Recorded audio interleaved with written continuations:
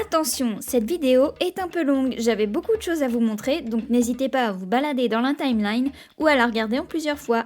Bon visionnage! Bonsoir. Et oui, ça fait un bail. Je fais enfin une nouvelle vidéo. J'avais dit dans ma dernière vidéo, il y a à peu près 2 mois, que je ferais un atelier numérique. Voici un atelier numérique. Donc je vous explique ce que je vais vous montrer aujourd'hui parce que je l'ai déjà fait, mais je vais vous montrer comment j'ai fait. Le logo de Yansky, une chaîne tuto donc sur les mouvements de Rocket League, enfin sur Rocket League quoi. Il m'a demandé de lui faire son logo et de l'animer pour l'intro de sa vidéo. J'ai pas pu vous filmer en même temps parce que mon PC est comme qui dirait... Les logiciels qu'on va utiliser aujourd'hui, ce sera Illustrator et After Effects. Si vous n'avez pas ni l'un ni l'autre, vous pouvez toujours faire ça sur des logiciels gratuits type Inkscape pour remplacer Illustrator et DaVinci Resolve. C'est possible, mais par contre, DaVinci Resolve, je n'ai pas réussi. Je vous montrerai pourquoi. Bref, l'introduction est assez longue comme ça. On passe à la création du logo déjà dans un premier temps. Voilà, donc je vous explique le projet. Yansky est venu vers moi donc, avec une idée de logo. Donc il voulait que je l'anime. Donc son logo, donc ça serait Y, K, I. C'était ça son idée. Je lui avais proposé une version justement un petit peu comme ça, hein, comme des runes, mais ça lui plaisait pas, il voulait vraiment quelque chose de plus propre, des dessins vectoriels. Alors c'est pour ça que je suis passée sur Illustrator. Voilà, donc ce qu'on voit c'est que les 3 lettres Y, K, I sur la police qu'il souhaitait ne correspondaient pas voilà, du tout. Je pouvais pas faire son logo à partir de cette police. Mais je vais vous montrer comment j'ai fait. Donc j'ai pas pris le Y, j'ai pas pris le K, j'ai pris le X et le I de cette police. Alors on est sur la version iPad d'Illustrator qui est très fluide, qui est très bien, qui propose des options alors les plus simples d'Illustrator. On peut pas faire tout ce qu'on peut sur le PC. Mais ça m'allait très bien. Donc là, on a, avec l'outil texte, écrit donc le X et le I. Et ce qu'on voit, ce que je voudrais, c'est fabriquer les trois lettres à partir de ces 2 lettres. C'est-à-dire, donc ici, déjà faire le Y, on va enlever une partie, on va enlever cette partie-là pour faire le Y. On va enlever cette partie-là du I. Et on va utiliser le I ici pour faire le K. On enlèvera ces parties-là. J'aurais pu écrire au blanc, ça aurait été plus parlant pour vous, mais c'est pas grave. Donc vous avez certainement compris, on va le refaire en direct. Donc ce que j'ai fait là, c'est vectoriser le texte. On ne peut pas modifier la forme, c'est vraiment du texte. Donc on va prendre, on va sélectionner le I, par exemple, on va utiliser donc sur le texte. Voilà, donc là, ce qu'on voit, c'est que les petits points, là, les petits carrés, ben, c'est modifiable. Je peux modifier la forme du i. Voilà, donc je vais prendre le petit point, enlever les points un par un. Voilà. Ça, j'en ai pas besoin. Et puis ces deux-là, je vais les sélectionner. Comme ça, je garde l'arrondi. Et je vais, hop. Alors, j'appuie ici sur le petit rond, sur l'iPad. C'est comme si j'appuyais sur Shift, en fait. Voilà, comme ça me... C'est à peu près droit, il me semble que c'est à peu près droit. Bon là je le fais vite fait parce que voilà c'est... Pour le Y, donc ça on va le dupliquer parce qu'on va, hop, on va en avoir besoin pour refaire le K. Donc pour le Y, bah, c'est pareil, j'ai pris le X que j'ai, hop, vectorisé. On va sélectionner les points, donc pour sélectionner plusieurs on appuie sur qu'on voit se bleuter. Voilà, comme ça je coupe tout ça. Alors, pour que ce soit bien droit, tac, voilà. Et on a notre Y. Il ne manque plus que le K. On va dupliquer le I. Poup.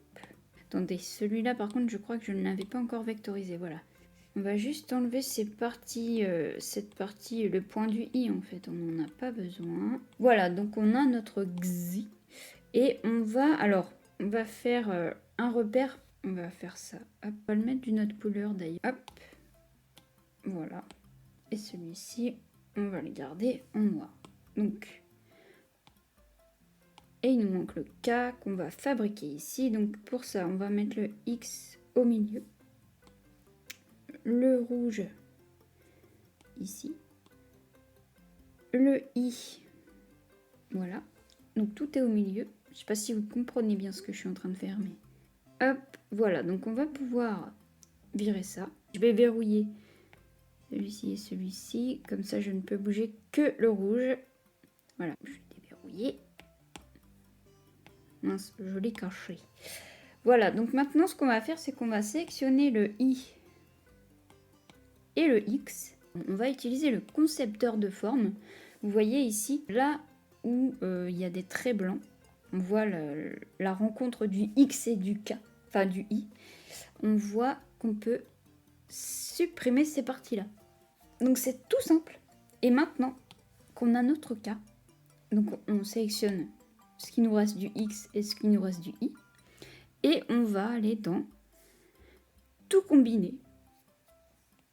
Voilà. Et maintenant ça marche pas parce que j'ai pas dû sélectionner tous les calques. Non, pas du tout. Voilà. Donc on va prendre ces deux-là. Et on va tout combiner. Et ça nous fait plus que... Vous voyez, ça nous fait plus qu'un seul tracé. Voilà, maintenant on a notre Y, notre K et notre I. Vous avez en gros le logo. Et il manque plus que le titre en dessous, mais ça je vais pas vous expliquer comment on met un texte. Hein. Donc moi je suis passée sur le PC à ce moment-là, à cette étape-là. On est sur l'ordi, donc comme je vous disais tout à l'heure, donc pour mettre la lueur externe, si vous ne savez pas où c'est, vous allez dans ici, donc par exemple dans l'aspect, ou ici, voilà. Vous cliquez sur FX, si vous voulez ajouter, donc là par exemple, on va dans spécial, et on va dans lueur externe. Et là dans lueur externe, vous choisissez la couleur, vous choisissez, par exemple si je veux rajouter un truc en vert et que je veux mettre plus de... Voilà, donc après c'est à vous de jauger. Hop, moi j'avais déjà mis celui-ci. Donc ça c'est la version... Alors si j'ai mis la lueur externe, c'est justement parce que je voulais l'exporter pour ces différents supports où il n'aurait pas besoin de l'animation si vous voulez. Parce que pour l'animation j'ai enlevé comme ça. J'ai enlevé la lueur externe. Parce que pour l'animation, je vous montrerai sur After Effects, la lueur on la met après. Donc, je vous explique pourquoi je n'ai pas réussi à faire cette vidéo, cette animation sur After Effects. J'aurais pu. Moi, dans l'idée, je voulais exporter donc, le fichier SVG et le mettre dans DaVinci Resolve. J'avais trouvé une vidéo. Alors, cette chaîne-là, celle de Jack Whip, voilà, lui explique très bien comment faire pour importer donc un fichier SVG sur DaVinci Resolve. J'ai essayé. Ça a marché, j'ai réussi à importer les fichiers, mais j'ai pas réussi à les faire correctement, je ne sais pas pourquoi. Donc après, comme j'étais pressée et que effectivement j'étais plus à l'aise sur After Effects parce que l'univers du calque, parce que là c'est un système de nœuds, comme je vous ai déjà expliqué plusieurs fois sur la chaîne, j'étais pressée. J'ai pas cherché à comprendre mieux que ça, j'essaierai mieux parce que, hop, je mets pause. Mais en gros, je voulais faire un effet d'extrusion, c'est-à-dire un effet de 3 dimensions au logo. Comme s'il était en 3D, donc comme si il était en métal. Enfin, moi, je voulais faire arriver le logo comme ça. Ping, ping, ping, comme s'il était en métal sur le logiciel. Mais j'ai pas réussi. Donc, je suis repassée sur After Effects. Donc, on est repassé sur After Effects. Mais, une fois que j'ai allumé After Effects, déjà, il fallait que j'installe Cinema 4D. Et ça m'a fait chier parce que j'ai plus de place sur mon... Il fallait que je supprime des jeux ou que je supprime des trucs et il faut que je reformate. Bon, je vais pas le dire qu'un soit. J'ai pas tenté. Du coup, le logo est resté en 2D. Bon, je vous spoil un peu, le logo reste en 2D. On va préparer le fichier Illustrator pour pouvoir le mettre dans le logiciel pour l'animation. Ce qu'on va faire, premièrement, c'est que là, ce qu'on voit, voilà, néon white, on s'en fout, mais c'est cette partie-là, néon black, qu'on va exporter. Vous voyez que tout est dans des groupes, donc tout est groupé. Bon, celui-ci, c'est pas important, mais en tout cas, ces trois-là, on va les mettre chacun sur un calque. Alors, soit on fait... Hop, soit on fait 3 calques différents, on glisse tout ça à la main. Soit on sélectionne tout et on fait décomposer en quelques séquences. Je vais faire ça à la main. Et voilà. Et ces calques-là, on va les renommer. Voilà. Donc ça, on va pouvoir le supprimer. Donc voilà, on se retrouve avec 4 calques différents. On voit qu'il y a 4 couleurs. Voilà. Et maintenant, on va ouvrir After Effects et on va glisser notre fichier là-dedans. Donc on va faire donc, fichier, importer, voilà. On va choisir Yansky Tuto. Surtout ici, on va garder composition, conserver les tailles de calque. On va faire importer. On ouvre ici notre composition. On voit bien qu'on a nos 4 calques. Ce qu'on va faire maintenant, c'est qu'on va aller sélectionner. On va faire calque, créer et créer des formes à partir du calque vectoriel. Voilà. Pourquoi on fait ça? Parce que quand on ouvre ici, par exemple, le calque qu'on avait, on ne peut pas vraiment bien transformer le fichier. Alors que là, on a le contenu de tout. On a tracé un, Y, le fond, enfin, on a vraiment tout. Donc les fichiers Illustrator, là, on n'en a plus besoin. On peut les supprimer et on garde que cela. Et là, on est prêt pour l'animation. Donc ce qu'on va faire déjà dans un premier temps, c'est réduire la durée de la vidéo. Parce que là, vous voyez la barre verte, là, c'est le chargement de la vidéo. Vous voyez, dès que je bouge, ça se recharge. Et vous allez voir, plus je vais rajouter d'effets, plus la barre va être morcelée ou devenir rouge. Enfin, c'est compliqué, ça, il faut que ça charge. Donc là, ce que je veux faire, c'est faire apparaître le Y, le K et le I, chacun leur tour. Donc, on va régler tout ça. Donc le Y, lui, va apparaître... Voilà, on va dire qu'il va apparaître au bout de 2 secondes. C'est juste pour vous montrer. K va apparaître au bout de 3 secondes. Et hop, 1 seconde plus tard pour le I. Et le Yansky, on va le mettre à 5 secondes. Donc là, vous avez une idée de... Tac. Pause lecture, c'est barre espace hein, sur quasiment tous les logiciels. Donc, tac, Y, K, I. Voilà. Mais nous, ce qu'on voudrait, c'est pas qu'ils apparaissent comme ça, c'est qu'ils apparaissent de loin. Donc, qu'ils fassent... qu'ils descendent.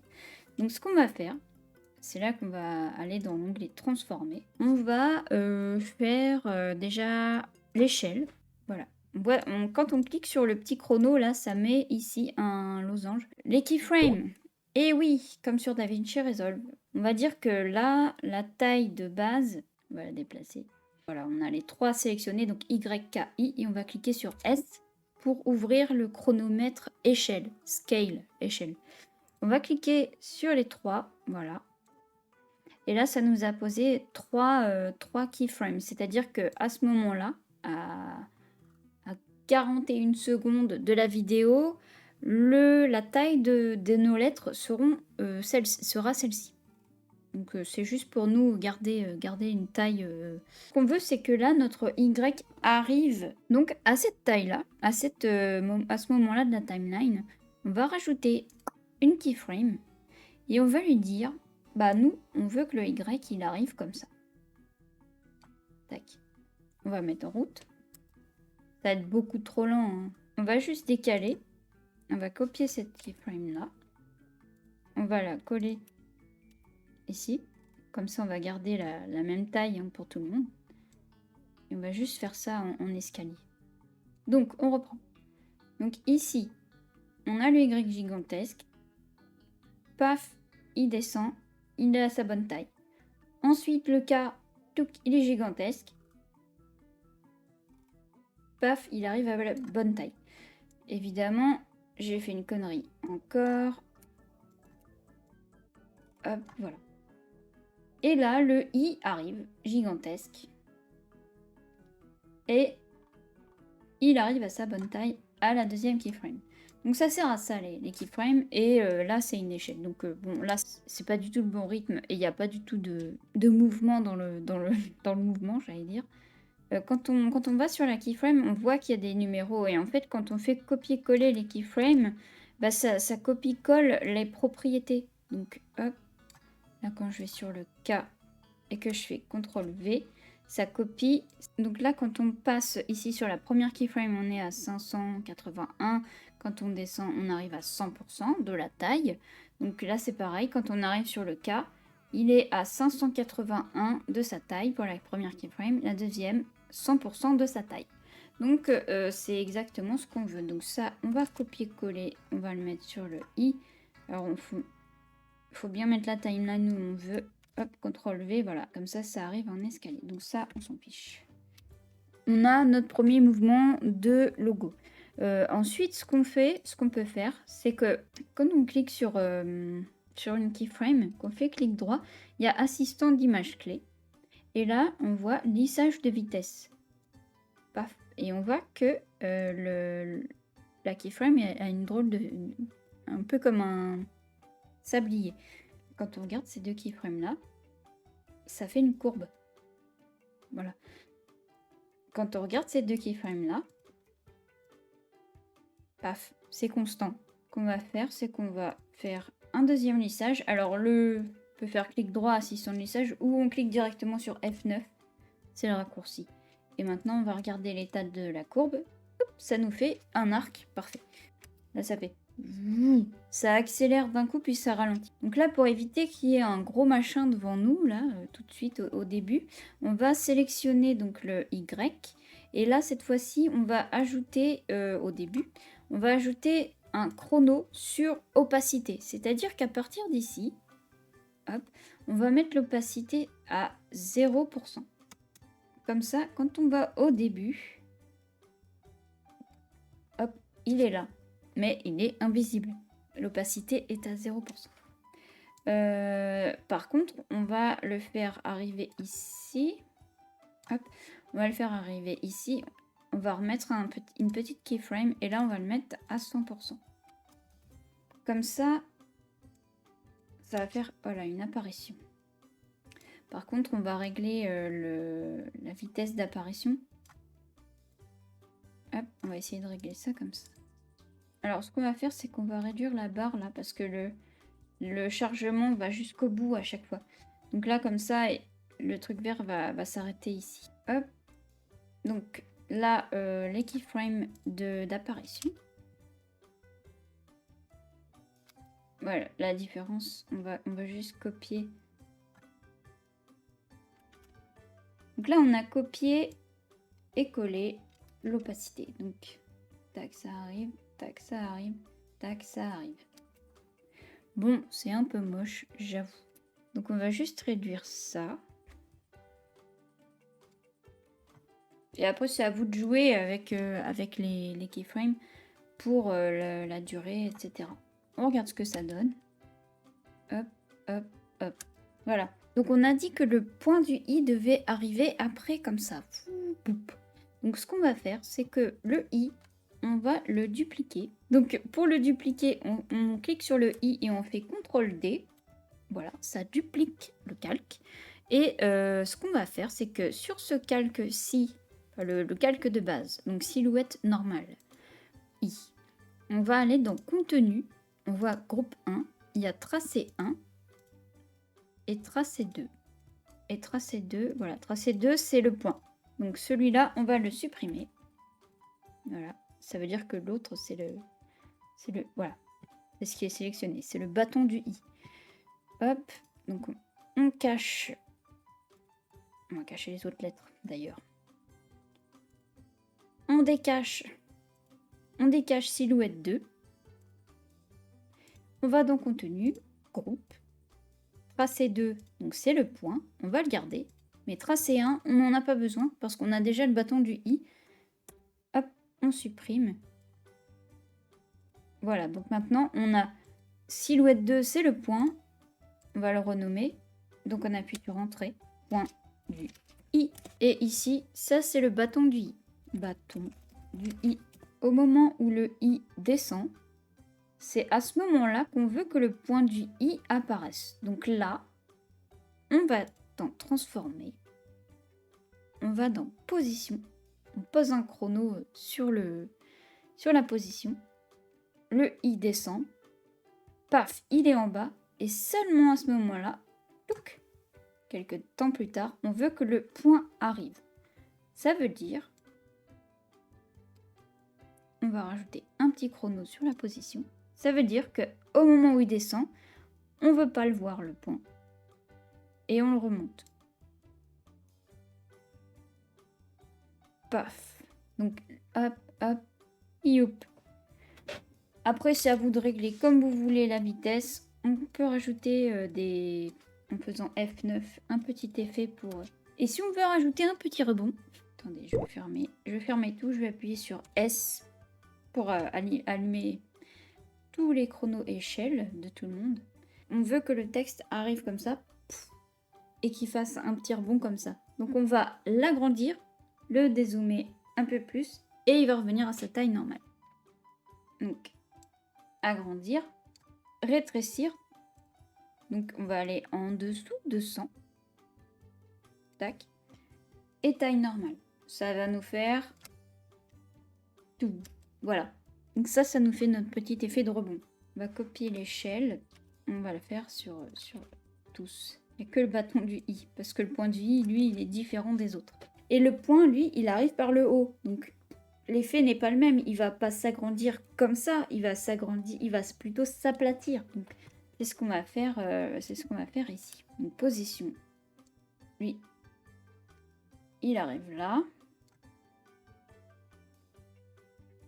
Ah bah oui, l'échelle, j'ai pas besoin de mettre les points et ni l'opacité d'ailleurs. Parce que ça avait copié les propriétés du i d'avant. Ça c'est la fin. Mais entre deux... Là on va appuyer sur le chrono échelle.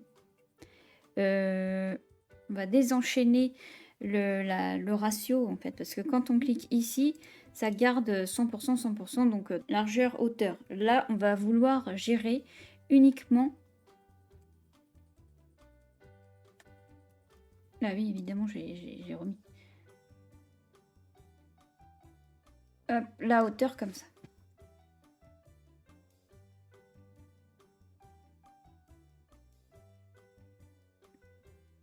Et là, on va... Voilà. Ça nous fait un petit effet... On nous fait un petit effet supplémentaire. Donc voilà comment on peut animer des choses comme ça. Cette vidéo va être hyper chiante à monter parce que je fais plein de choses que je défais et que j'essaye de vous expliquer en 15 fois parce que j'ai l'impression que je ne suis pas claire du tout. Alors si vous comprenez quelque chose, dites-le moi dans les commentaires. Et si vous comprenez rien, dites-le moi dans les commentaires. Hop, on va rajouter le fond tout de suite. Donc on va ouvrir... Alors j'ai un fichier, donc VFX. Donc, alors c'était sur Vixi. On rajoute ça. En gros, c'est une vidéo pour faire le fond. C'est une vidéo qui s'affiche, j'espère. Voilà. Attendez, je ferme tout. Oh, bah, elle est en premier plan, donc on va avoir que ça. Alors, vous voyez que la composition n'est pas de la bonne taille. On va régler ça tout de suite. Donc, non, pas de nouvelle composition. Paramètres de la composition. Ça, c'est 1920 sur 1920. C'est pas ça qu'on veut. On veut garder la largeur de 1920, mais on va... Alors, on verrouille pas. Hop, on veut modifier la taille. Donc, on va mettre sur 1080. C'est la taille d'un écran, en fait. 1920 sur 1080. Donc, le problème qui se pose, c'est que vous voyez, bah, tout est trop... Alors, attendez, hop. Si je veux réduire le tout avec l'échelle... Hop là. Je vais avoir un problème avec mes keyframes que je viens de faire. Donc, ce que je vais faire, c'est que je vais dans composition, paramètres de la composition, toujours. Je verrouille cette fois-ci le ratio pour pas le perdre. Et j'augmente la taille. Hop, jusqu'à ce que ça me convienne. Alors, ouais, je pense que là, il y aura assez de place pour le Yansky. On va quand même monter à 3050. C'est vraiment n'importe quoi ce que je fais là. Mais bon, on a une énorme composition. Je crois que le fichier va être hyper lourd. Mais en gros, faites d'abord votre fond pour éviter ce genre de problème. Donc c'est-à-dire que au moment où vous importez votre fichier, avant de mettre toutes vos keyframes, là, parce que je vais être embêtée, parce que là ça a noté les bonnes dimensions et tout, mais ouais. Bon, par contre, le souci qui s'est posé, c'est que on ne voit plus rien parce que le logo c'est la version noire sur un fond noir, ça va pas. Donc ce qu'on va faire, c'est que sur la vidéo, on va rajouter un effet. Donc ici, on va rajouter un effet de luminosité et de contraste sur notre vidéo. Donc hop, soit on glisse directement sur l'image, soit on glisse sur le fichier ici. Donc là, on voit que la luminosité est à 0. On va juste... Voilà, on la met à 150. 150, c'est bien. Et vous verrez qu'après, de toute façon, on va faire un truc. On va rajouter du néon après. Mais là, on voit quand même qu'il y a des choses qui apparaissent. Hop, voilà. Donc là, on en a fini avec les keyframes. Maintenant, ce qu'on va faire, c'est qu'on va ajouter un effet au texte. Alors là, le texte, donc Yansky, c'est pas un texte, c'est une forme. Donc on ne peut pas ajouter un autre effet de texte. Donc ce qu'on va faire, c'est qu'on va juste l'outil texte, voilà, on rajoute. Donc vous mettez la police que vous voulez. Je vais juste le mettre en noir, tac, comme ça. On va enlever la silhouette avec le texte. Voilà. Et sur le texte, donc dans effet, on va aller dans animation prédéfinie. On va aller dans texte. Voilà. Et on va aller dans Mechanicals. Et alors il me semble que c'était boucle algorithmique. Il me semble que c'était ça. Tac. On voit les lettres qui vacillent un petit peu. Pour ce qui va suivre, on aura besoin de télécharger un plugin. Donc le plugin, il va falloir télécharger sur... Donc je vais vous mettre le lien, donc vidéo copilot, là, le plugin Saber. Le plugin Saber, qu'est-ce que c'est? Je vais juste couper le son. Bah, c'est des effets de lumière en fait. C'est des effets donc qui vont nous permettre de faire des effets de néon, des effets d'électricité justement, des effets de lumière et des effets de sabre laser évidemment. Donc Saber. Alors, c'est un plugin gratuit que vous pouvez télécharger sur évidemment Mac ou Windows. Donc, une fois que vous avez téléchargé votre fichier Saber, donc c'est sous format zip, vous le dézippez, hop, voilà, vous l'ouvrez, vous double-cliquez, vous cliquez ici, l'installer, et vous faites oui, tout simplement. Et une fois que c'est installé, quand vous ouvrez After Effects, dans Effets, ici, vous avez tout en bas, vous avez le vidéo copilote Saber. Vous cliquez et vous avez l'effet. Alors, on va annuler parce que là j'étais sur le fond, la vidéo, ça c'est pas du tout ce qu'on veut. Nous, ce qu'on veut, c'est ici. On va dupliquer tout ça, CTRL D. Donc là, on a dupliqué nos calques, donc XYZ, YKI. Donc on va sélectionner tous les calques dupliqués. Et on va dans calque et on fait tracer automatique. Ah purée, j'aurais dû faire un calque par un calque. Oh purée, j'ai pas enregistré. Ça répond pas. J'ai pas enregistré, bordel. Mais quelle idée. Bon bah comme prévu, il n'y avait pas de sauvegarde. Du coup, je suis sur mon sur le projet que j'ai déjà réalisé. Il y a des fichiers que vous n'avez pas, donc comme le son, je les ai désactivés. Et ce qu'on va créer là, donc les effets de néon. Voilà, la seule chose qui diffère par exemple, c'est le calque d'effet. En fait, le calque d'effet, c'est voilà, c'est la luminance. Au lieu de mettre la luminance sur la vidéo de fond, je l'ai mis sur un calque juste devant. Mais c'est pareil. On en était à créer le néon. Donc avec l'effet Saber, on vient de télécharger le vidéo copilote. Et on va prendre cette fois-ci, on va prendre une lettre. Donc on clique sur le Y. On va dupliquer ce Y. On va aller sur calque, tracé automatique, paf. Donc on fait OK. Voilà, paf. Ça nous fait un tracé qui est ici. On va le laisser, je ne vais pas le renommer. Ce tracé, on va y placer. Donc on va dans Effet, on tape Saber, paf. On le retrouve ici, qu'on glisse directement sur notre Y. On a un sabre laser qui apparaît. Donc on va régler tout ça pour que ça suive les tracés du Y. Du coup, on va dans Customize Core. Le saber, on va cliquer sur Layer Mask. On a notre Y. Alors, on peut gérer hein, la taille. On peut mettre sur 2, sur 3. On va aussi dans Render Settings. Hop. Et on va sur Transparent. Paf, comme ça. On a notre Y, mais on voit quand même le reste derrière. Hop. Du coup, ça, on va le glisser derrière. Alors, silhouette 2, on n'en a plus besoin. Le Y, il n'a pas les keyframes. Du coup, il va falloir les copier-coller. Donc, c'est pas grave. On se remet sur notre Y. Paf. On va lui... Hop. On va l'ouvrir. On va copier-coller les keyframes. Alors là, à la fin, il y a des keyframes parce que j'ai d'autres effets. Voilà. Donc on fait CTRL-C. On ferme ça. Et je fais CTRL-V. Voilà, comme ça, normalement... Alors, c'est beaucoup plus long à charger parce qu'il y a plus d'effets. Alors, le Y, là, le problème, c'est que on voit qu'il y a un léger décalage et qu'on voit le néon au travers. C'est ce qu'on veut pas, justement, parce qu'on veut que ce soit juste une lueur, comme sur le logo sur Illustrator tout à l'heure. Pourquoi je laisse la lettre en noir devant? Le problème, c'est que si je laisse tous les néons sans les lettres noires, on voit les endroits où les lettres se croisent et c'est pas très joli. Du coup, on va laisser les lettres en noir par-dessus. Après, on peut ajuster hein, si besoin le néon, on le déplace un petit peu. Et si on veut, en fait, on peut même réduire la taille de notre néon.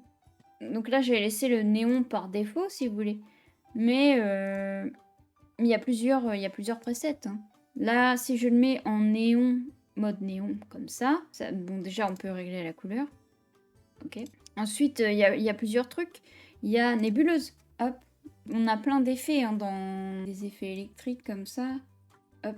Parce que je m'en fichais en fait du néon ou de l'effet. Moi, ce que je voulais, c'était surtout une lueur diffuse derrière. Donc, je remets ça derrière mon Y. Voilà. Donc moi, ce que ça a donné une fois que j'ai fait tous mes réglages, c'est c'est ça. C'est qu'on voit pas le néon, on voit juste la lueur du néon. Vous voyez, j'ai mis en intensité, j'ai réglé un petit peu le biais ici. J'ai fait ça. Ce que j'ai fait aussi, c'est que sur le texte, j'ai fait un effet saber aussi. Avec le texte, comme j'ai mis un effet, ça suit pas, vous voyez. Ce qui fait que le texte en néon est toujours apparent, mais le texte, lui, quand il fait son petit effet de... Lui, le saber est toujours là. Enfin, le néon reste toujours apparent. Après, ça donne un style. Donc moi, ce que j'ai fait pour la vidéo, là, pour l'intro, c'est que je suis allée sur Soundscrate, pardon, et je suis allée dans les sound design en fait, et j'ai cherché des sons à télécharger, donc Video Game.